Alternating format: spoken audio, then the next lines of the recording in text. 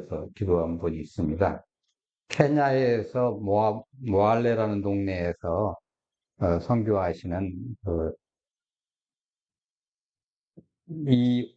이임 선교사와 이제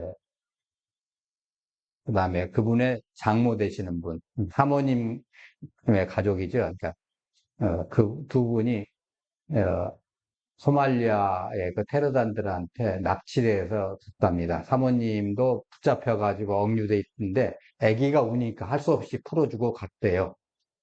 그 이제 남편하고 친정어머니가 이제 붙들려 갔는데 소말리아로 예, 끌려갔다는 거예요. 그 테러단들에 의해서. 그래서 예, 빨리 풀려나서 이제 선교사를 잘 감당할 수 있도록 이제 기도를 부탁한다고 왔습니다. 아직 우리나라 매스컴엔 아직 안 나온 것 같은데 그 뭐 나올런지 어쩔런지 모르겠습니다만 하여튼 예, 그렇습니다. 하여튼 그 스모님도 몇 대 맞고 하여튼 거도 터지고 그랬던 말입니다. 총 가지고 죽이려고까지 했고 그랬고 지금 그래서 경찰이 지금 그 가족들을 다른 데로 한번 안전한 곳으로 이제 옮기고 있다고 지금 그렇게까지 왔네요. 하여튼 잘 감당할 수 있도록 그렇게 바랍니다. 케냐는 선교하기에 좋은 접근이 있습니다. 케냐의 그 학생들하고 제가 많이 접했는데 선교하기에 좋은 여건인데 소말리아에서 테러단들이 와서 케냐 선교사들을 납치할 줄은 제가 지금 생각도 못한 거예요. 예. 소말리아에 들어온 선교사들까지는 내가 이해가 가는데 케냐에서 사역하는데 끌고 갔다는 것은 참 진짜 참 악한 무리들이구나 생각이 듭니다. 전 여러분들의 기도가 필요합니다.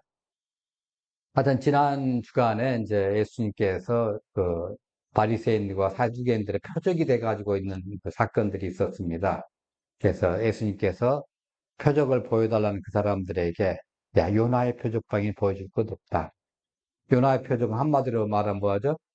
자신이 표적이에요. 즉, 예수님 자신이 십자가에 죽고 다시 사시겠다. 그걸 갖다가 그 표적을 그거 하나만 남았다 지금. 너희들은 그거 외에는 지금 다른 거 별거 다 해줘도 안 믿는다. 죽은 자를 살려내도 안 믿고 문둥병자를 고쳐내도 안 믿고 뭐 오병이어 해가지고 어마어마하게 그렇게 많은 사건들 해내도 안 믿는데 이제 너희들이 하나 남은 게 딱 있는 게 지금 요나의 표적이다 하면서 지금 한 거죠. 지금 요나가 물고기가 지금 토해내는 광경을 아주 잘 이렇게 해놓으셨습니다. 감사합니다. 뭐 들어가는 요나가 왼쪽 사진을 보면 파란 사진에 보면 이제 물고기에 이제 잡히 먹는 그런 장면이 나오고 있죠. 위에서 던지니까 물속에 빠졌는데 빠지니까 밑에서 하품하다가 하다가 쏙 들어갔지 않았겠는가 생각이 들어요. 그래서 이제 들어가서 속에 걸려가지고 그냥 뭐 소화도 안 되고 뭐도 안 되고 칼락칼락 하다가 물고기도 한 3박 4일 동안 고생했겠어요. 아마. 소화는 안 되고 무엇을 움직이는 것 같고 아마 얼마나 힘들어요, 여러분. 그 다음에 뭘 먹었는데 안에서 소화는 안 되면서 뭐 그냥 막 움직이는 것 같고 혹시 그런 거 당해보셨어요?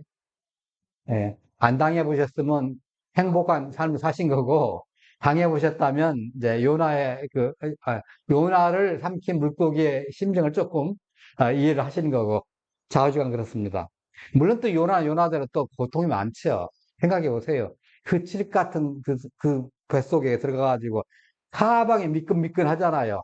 거기다가 그 엄청난 초산 같은 그 소화액을 막 뿌려내고, 그 중에서 살아남기 위해서 소화 안 되기 위해서 얼마나 몸부림치겠어요.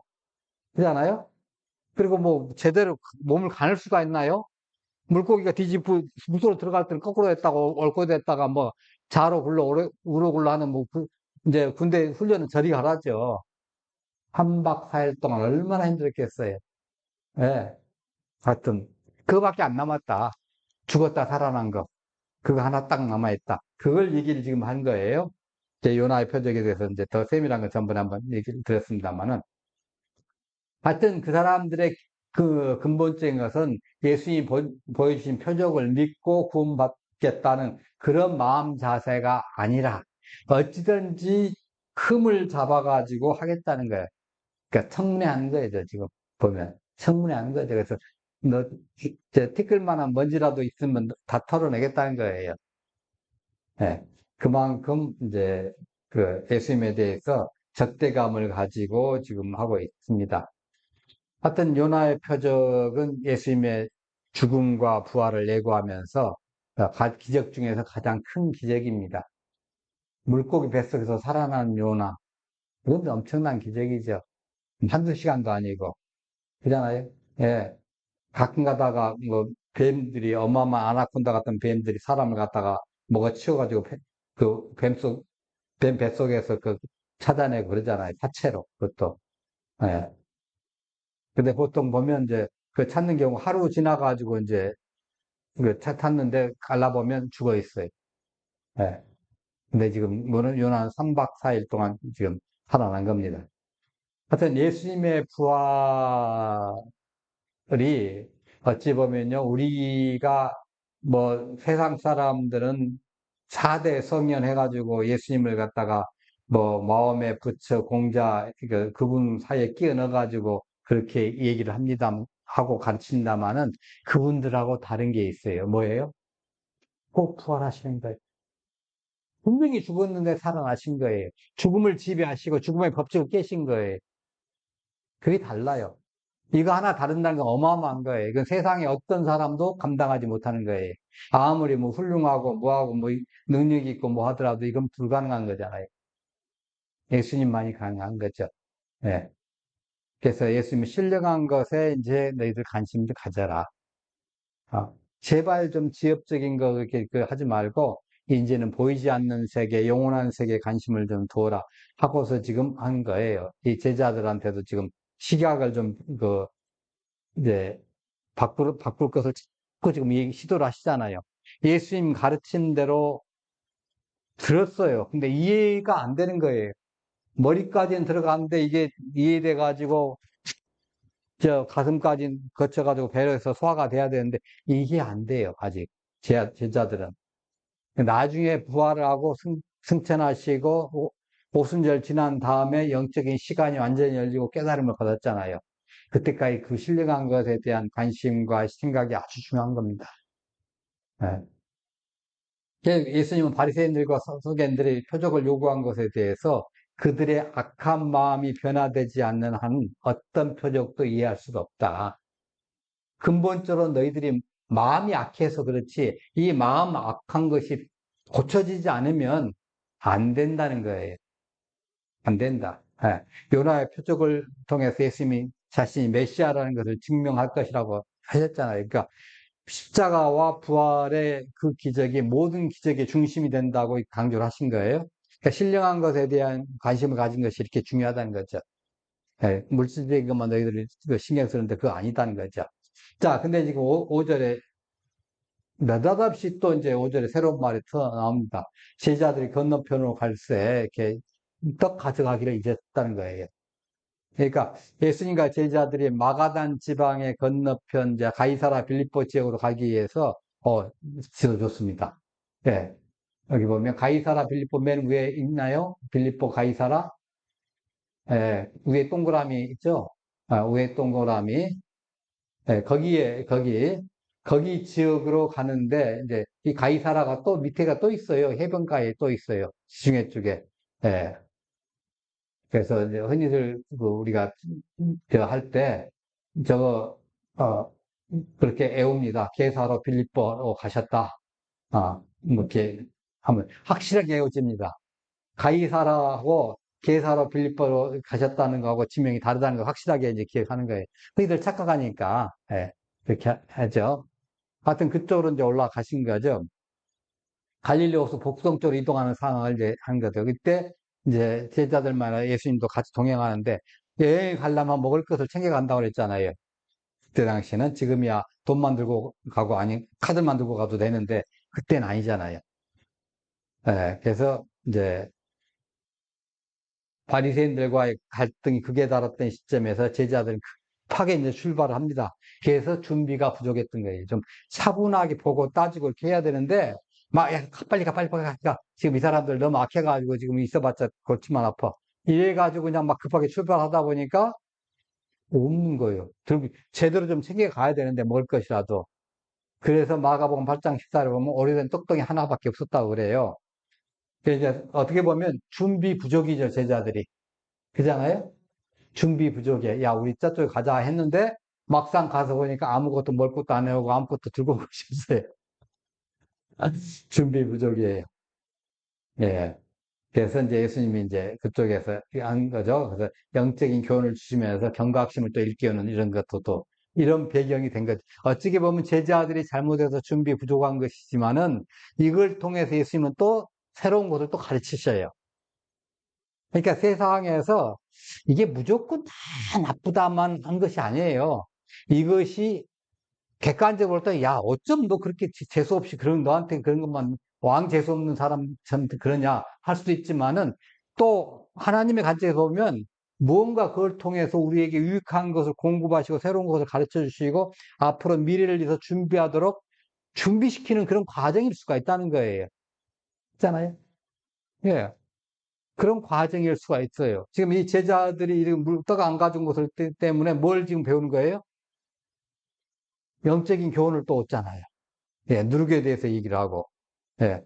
자, 배 타고 출발해서야 떡 준비하지 못한 걸 알아채고 했잖아요. 근데 제자들은 생각해보니까 전부 배에서 꼬르륵 하고 있어요.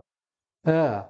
근데 이걸 생각을 하지 않으시고 이걸 말씀하시지 않고 누룩을 말씀하시는 거예요. 제자들은 뭐 생각하고 있는데? 떡 생각하고 있는데. 예.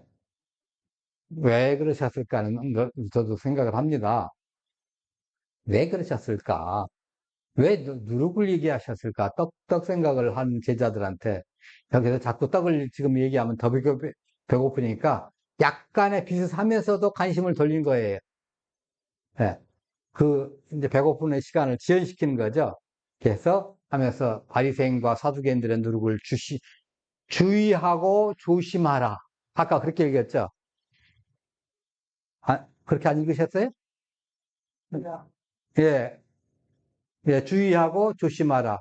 아까 우리가 읽을 때 예, 그렇게 읽었잖아요. 기억력 좋으시네요. 그렇게 읽었잖아요. 여기서는 그냥 주의하라 하신데, 예, 바로, 네, 입니다. 누룩이라는 것을 한번 얘기해 봅시다. 일반적으로 누룩은 빵을 부풀게 하는 효모를 갖다가 이제 의미합니다. 빵을 쬐끄만 거, 이스트 조금만 넣으면 그거 가지고 막 계속 풀어나가잖아요.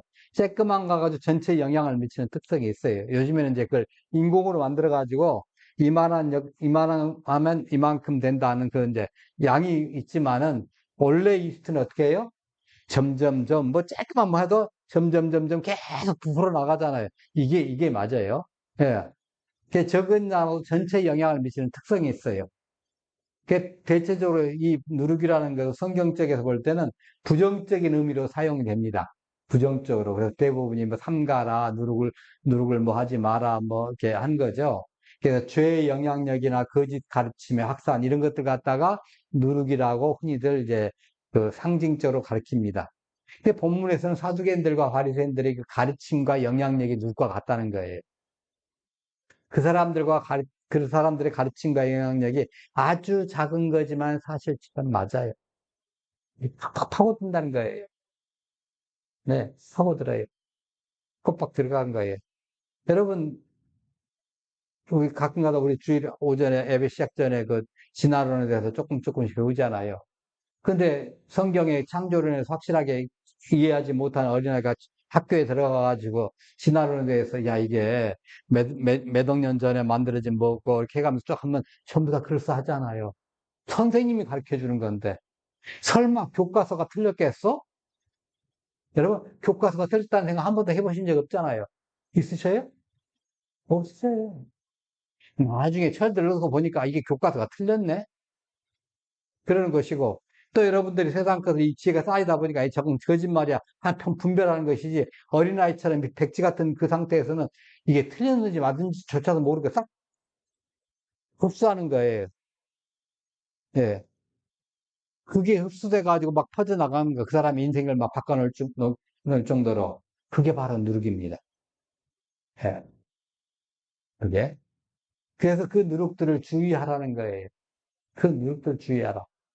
삼가, 삼가와 주의하라. 삼가가 뭐냐면요. 보라, 관찰하다. 아, 보라, 감찰하다. 하라는 거죠. 우리가 뭐, 이게 장례식장에서만 쓰는 얘기 아닙니다. 그러니까 보다 관찰하다 하는, 그러니까 지속적으로 주의 깊게 관찰을 한다는 소리예요. 그게 삼가예요. 네.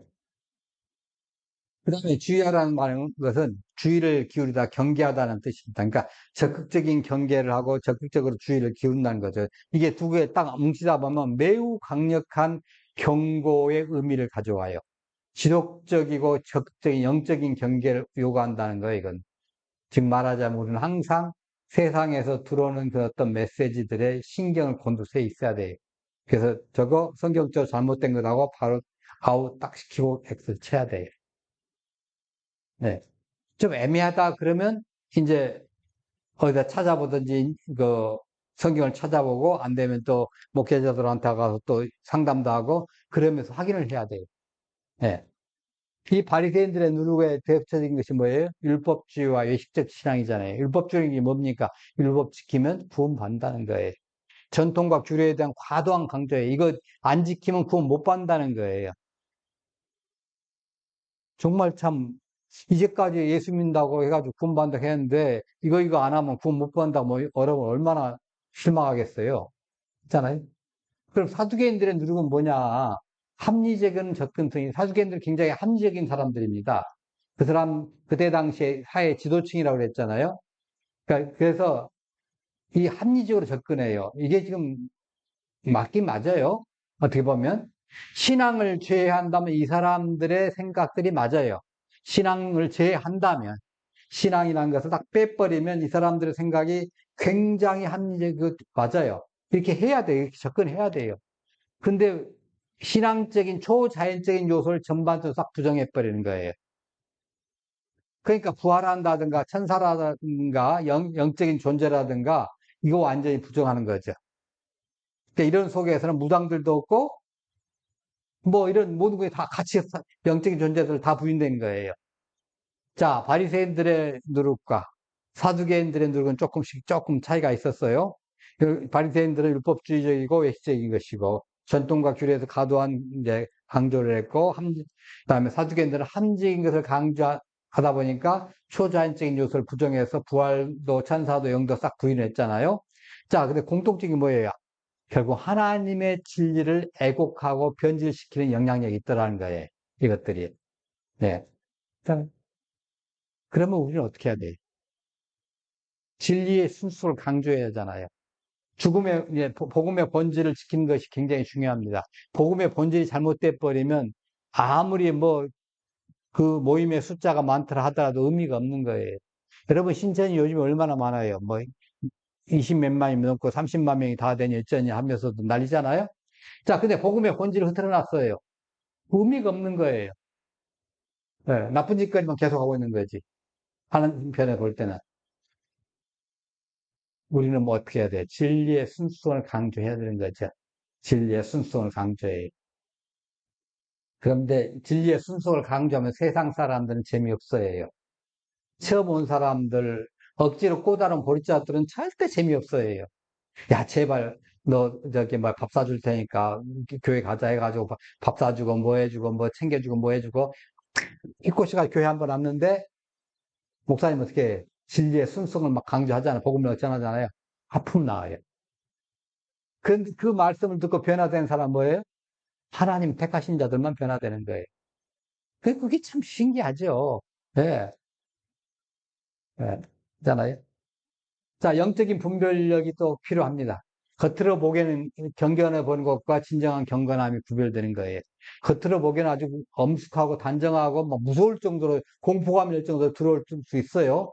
그러나 진정한 경감이 아닐 수 있어요. 하나님을 두려워하는 것인지, 하나님의 그 위대하신 그 사랑하는 하나님이기 때문에 두려워하는 것인지, 아니면 그냥 하나님께 죄를 지은 죄인으로서, 단지 죄인으로서 무서워하는 것인지, 이건 우리가 좀 봐야 돼. 또 나아가서 어떤 조직에 대한 두려움이 있을 수가 있어요. 어떻게 보면, 야, 저 사람도 경건해 보이는데, 때로는 조직의 그 엄숙함 때문에. 여러분, 그 깍두기들 세계 보세요. 얼마나 엄숙한가. 쉽게 말하자면 중국말로 따꺼가 한마디 딱 인상 한번 딱 쓰면 조용하잖아요. 예. 얼마나 엄숙합니까? 예, 그렇게 엄숙하고 경건해요, 진짜. 어. 김두한, 저, 이란 분, 저기 보면, 다큐멘터리에 보면 그게 나오잖아요.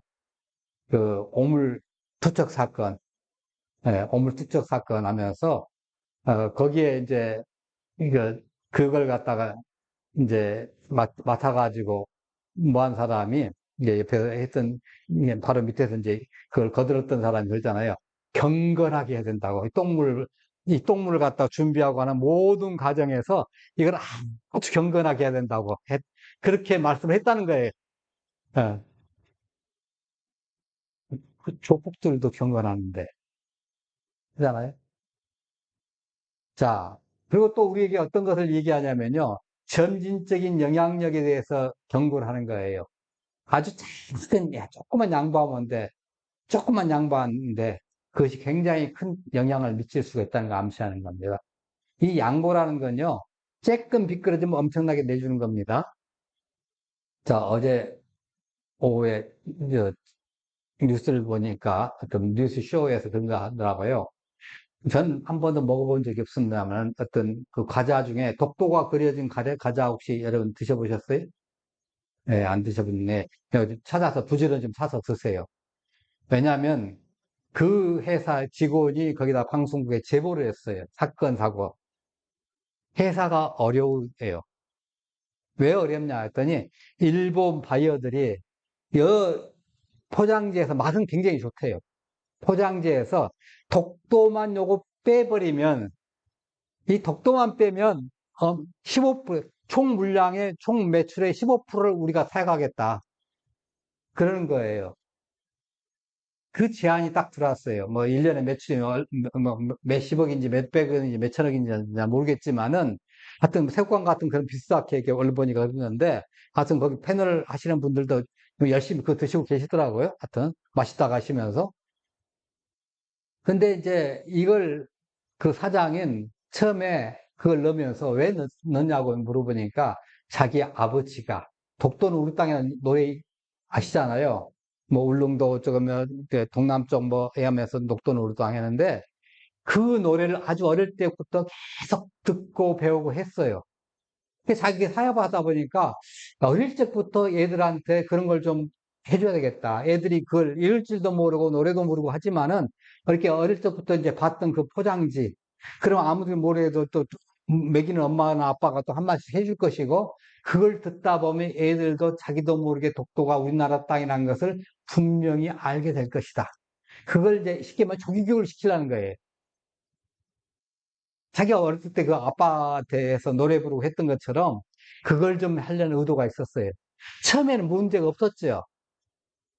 근데 이게 좀 수출을 해야 되는데 일본 수출기에가 막히는 건데 일본 바이어 와가지고 총 매출의 15%를 갖다 우리가 수입해 갈 텐데 요 그림 빼세요.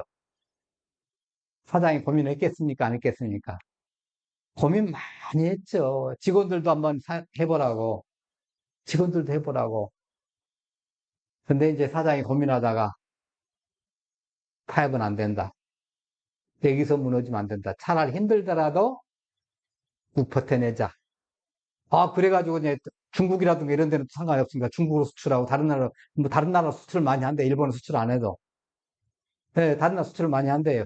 근데 우리 한국에는 저도 다 모를 만큼 잘 안 알려졌는데 여러분들이 한번 해보세요. 그 조그만 타협이 결국은 큰 것을 영향을 줄 수 있다는 거. 그 사람 안 거예요. 이거 타협해가지고 이걸 버리는 순간 독도는 우리 땅이라는 것을 일본 사람들한테 각인시켜 주는 없다. 아, 일본 사람들이 다른 나라 가서 또 우리나라 가서 이 과자를 먹을 때마다 어? 이런 사실이 있었어? 이걸 깨닫게 되지 않을 것이냐.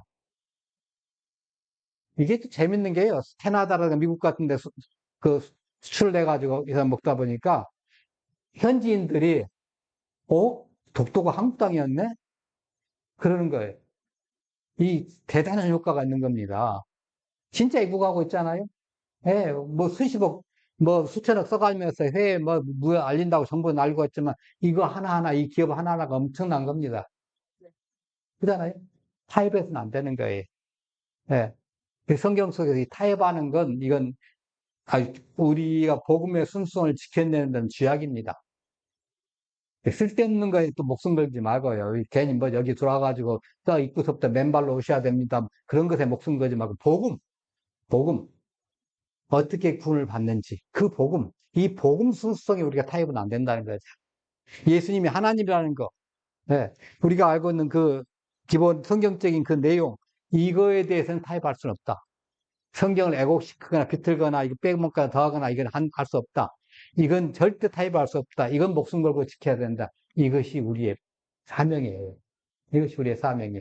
이걸 타협해버리면 그때는 괜찮은데 나중에는 이게 사라져버려요. 이게 쉽게 말하면 정체성이 사라져버려요. 아무것도 아니게 돼버려요. 여러분 요즘에 캐톨릭이 힘이 자기는 나름대로 하지만 세계적으로 복음적인 면에서 힘을 잃어가는 이유가 뭡니까? 타협해버리니까 그래요. 타협. 너무 힘들었지 하고 타협했어요. 예. 그렇잖아요. 우리 개신교도 말 그래서 너무 힘들지 하고 타협을 해버리면 이게 주저앉고 의미가 없어지는 겁니다. 예. 계속 주장을 해야 되는 거예요. 그래서 교회 내에서 거짓 가르침을 경계해야 되고, 현대 율법주의라든가 자유주의적인 해석에 또 주의를 해야 되는 것이고, 또 우리는 지속적인 말씀 연구와 기도를 통해서 분별력을 이제 개발해야 되고요. 문화적인 영향력을 평가할 때도 이제 그뭐 세속적 가치관이 틈타지 못하게 또 해야 되겠죠. 그래서 이런 것들에는 뭐 저를 비롯한 교회 지도자들이 또 여러분들도 이제 먼저 예수님을 믿고 많이 배웠으니까 여러분들도 이런 할 의무가 있어요. 복음의 순수한 그 메시지 유지와 이 교육이 중요하다는 거죠. 그래서 이건 특정 종교 집단에만이 아니라 현대 우리에게도 이게 굉장히 중요한 말씀입니다. 우리 깨어 있어라. 잘못하면 넘어가 버리겠다. 작은 타협이나 애격도 시간이 지나면 큰 영향을 미칠 수 있다. 이거 조금만 타협해버리면 아까 가자 매출 늘 수 있지만은 자기 원래 소신했던 그것을 갖다가 사라져버리는 거죠. 예. 자, 우리는 지속적으로 성경 연구하고 성령 인도하심을 구하고 격려하면서 참된 복음의 빛, 이거 지켜가야 할 것입니다. 이것이 바로 예수님이 이 말씀을 통해서 우리에게 요구하시는 제자의 자세예요. 국내에 나가 있는 선교사들이 이 역할을 잘 감당해 주옵소서. 그리고 아까 케냐의 이인 선교사와 장모님 되시는 선교사 가족들, 이분들이 속히 풀려나와서 복음의 사역을 잘 감당할 수 있도록 기도를 해주시기 바랍니다. 또 아픈 사람들 그 가족들 기도해 주시고 또 후원하는 기업들 장려 설비와 분야를 위해서 하나님 마지막 때 큰 역할을 감당할 수 있도록 하는 기업 되게 해 주옵소서. 예, 지혜를 주시고 많은 사람들 붙여주시고 물질을 허락하여 주옵소서. 또 필리핀 보홀에서 수고하고 계시는 김상덕 신현수 선교사 사역 잘 감당하게 하여 주옵소서. 예, 개인적으로 기도하실 때 꼭 해주시길 바랍니다. 우리 찬양하십시다.